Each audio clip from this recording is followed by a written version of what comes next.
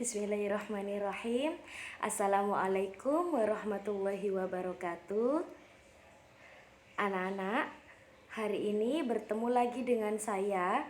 Kali ini kita dalam mata pelajaran Bahasa Indonesia Pengayaan ya. Dan saya akan menjelaskan materi tentang bab 1, yaitu membaca non sastra tapi bagian 1. Jadi ini nanti akan saya jadikan 2 bagian ya, supaya kalian lebih memahaminya lagi. Kita langsung saja ya anak-anak. Yang pertama, menentukan makna kata atau istilah.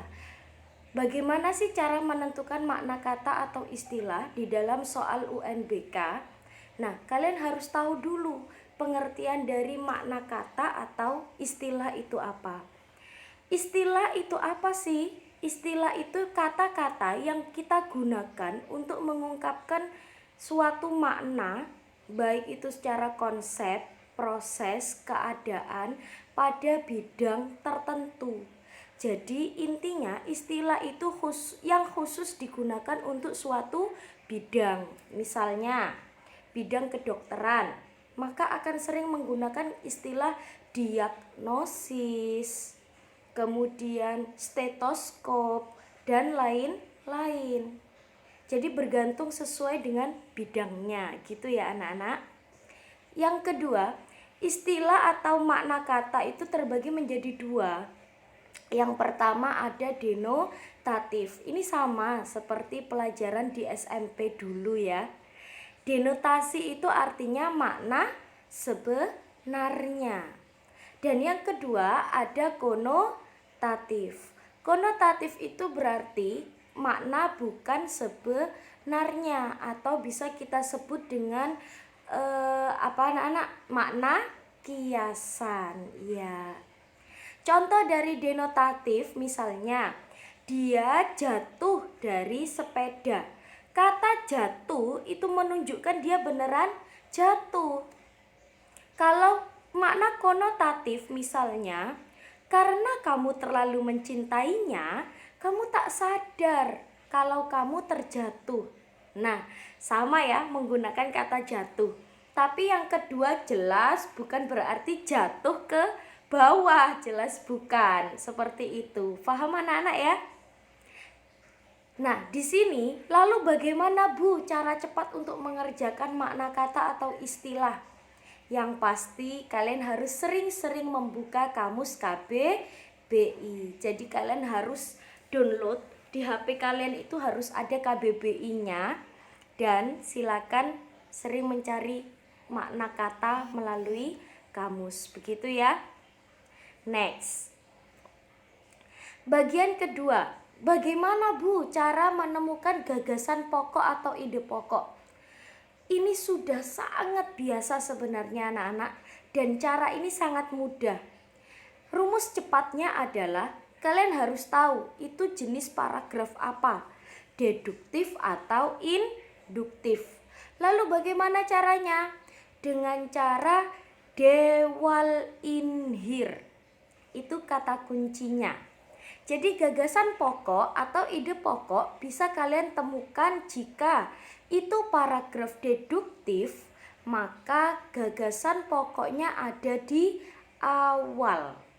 Kenapa kok ada di awal? Karena paragraf deduktif itu kalimat utamanya ada di awal. Paragraf deduktif itu berjalan dari umum ke khusus, begitu ya.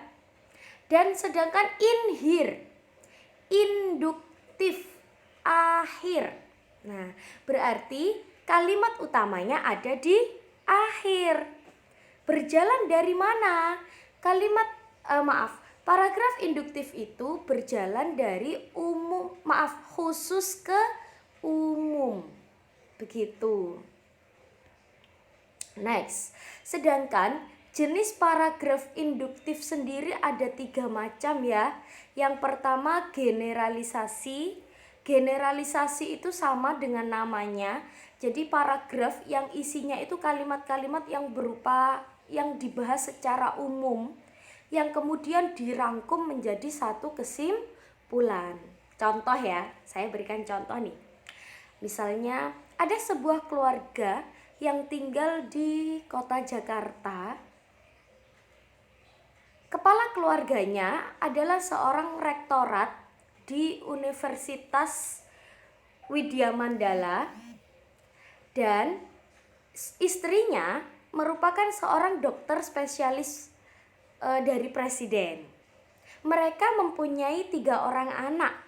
Anak yang pertama saat ini sudah bekerja dan sukses menjadi CEO muda dari salah satu perusahaan yang terkenal di internasional.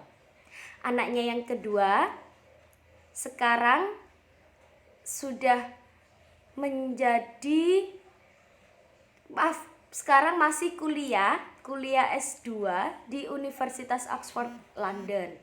Sedangkan anaknya yang terakhir saat ini menduduki kelas 12 di SMA Negeri 1 Jakarta dan dia dinobatkan menjadi siswa berprestasi. Nah, dari cerita saya tadi, apa yang bisa kita ambil kesimpulan dari paragraf itu? Jelas, kesimpulannya adalah keluarga mereka adalah keluarga yang apa?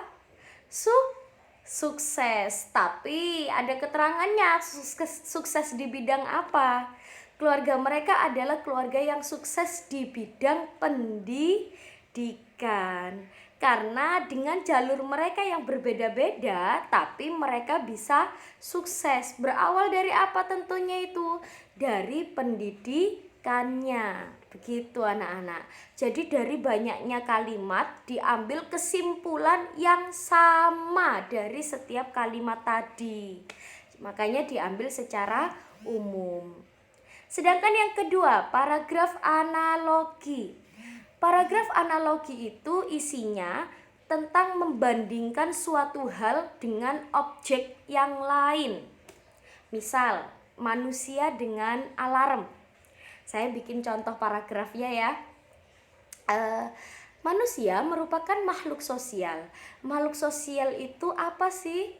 Jelas, makhluk sosial itu makhluk yang tidak bisa hidup tanpa bantuan orang lain. Nah, sedangkan alarm itu merupakan sebuah alat yang digunakan untuk membangunkan orang ya, atau mengingatkan orang. Kayaknya lebih tepatnya membangunkan orang nih. Nah, maka alarm setiap hari selalu akan membangunkan kita.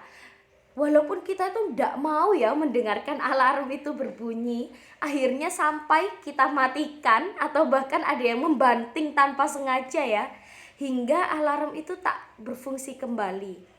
Walaupun begitu, dia tetap akan selalu nyala sesuai dengan apa yang kita atur di dalamnya ya, jamnya ya. Nah, itulah hal yang sama yang harus kita lakukan sebagai manusia. Meskipun kita tidak dipedulikan orang lain, kita dibuang atau dimusuhi, tetaplah kita harus menjadi seperti alarm. Nah, seperti itu anak-anak paragraf analogi itu. Jadi ada yang dibandingkan. Next. Yang ketiga ada paragraf kausalitas. Saya rasa yang ketiga ini paragraf yang paling mudah ya dan sudah sering kalian temui. Apa sih kausalitas itu? Kausalitas itu paragraf yang di dalamnya ada hubungannya sebab dan akibat atau akibat dan sebab. Misal, terjadinya banjir. Banjir terjadi karena bla bla bla bla bla bla bla bla bla. Nah, itu kan berarti ada akibatnya dulu. Akibatnya tadi apa? Banjir. Sebabnya ya penyebab terjadinya banjir. Misalnya begitu. Itu namanya paragraf kausalitas. Oke, sampai di sini paham anak-anak? Jika paham, kita lanjutkan lagi ya. Yang ketiga, bagian ketiga adalah jika ada soal tentang isi tersirat. Nah, bagaimana cara kita menyimpulkan isi tersirat yang berisi tujuan, maksud kalimat, pandangan penulis, keberpihakan dan sebab akibat. Nah, di sini caranya adalah kalian harus fokus pada kalimat terakhir. Di bagian kalimat terakhir itu biasanya ditandai berupa penutup. Misalnya dengan kata-kata dengan demikian, oleh karena itu, oleh sebab itu, jadi, akhirnya, dan lain-lain. Jika ada kalimat itu, maka dia sudah menunjukkan bagian simpulan. Tapi jika tidak ada, maka silakan kalian baca dulu paragrafnya, kalian pahami dan kalian simpulkan sendiri. Begitu ya.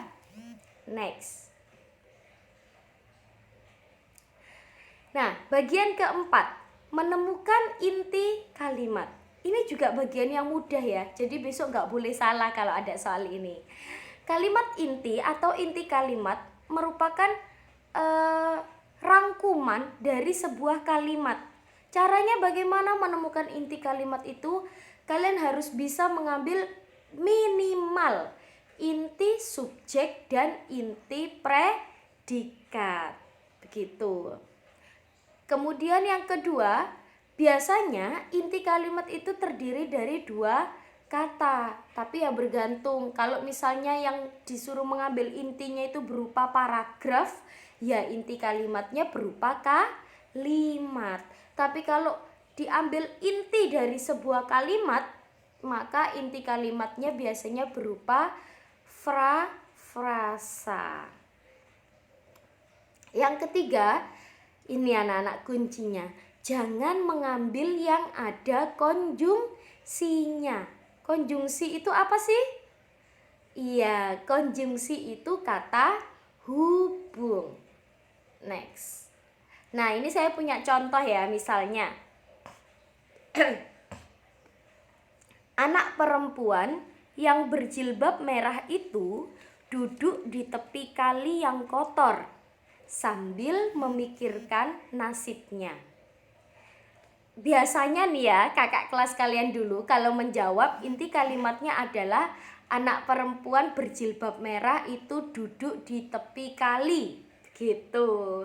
Itu salah ya. Jadi yang benar adalah kita harus tahu subjeknya mana. Subjek dari kalimat itu bagian anak perempuan yang berjilbab merah itu. Nah, kata itu, kata ini atau kata tersebut biasanya merupakan penutupan satu pola kalimat. Kalau di situ pola apa anak-anak? Iya, di situ merupakan pola subjek. Yang kedua, duduk. Nah, duduk sudah jelas predikat.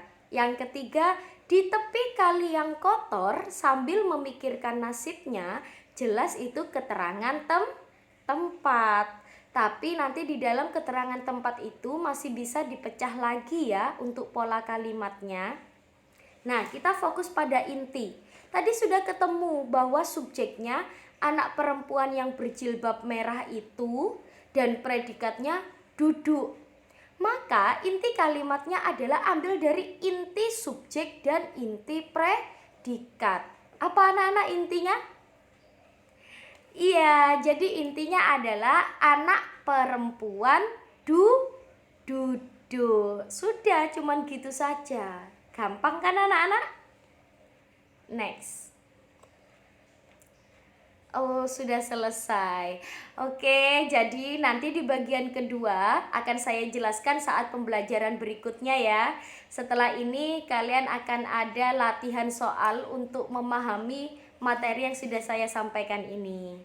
SMK bisa, SMK hebat, SMK NU Gresik bisa hebat. Terima kasih atas perhatian kalian. Assalamualaikum warahmatullahi wabarakatuh.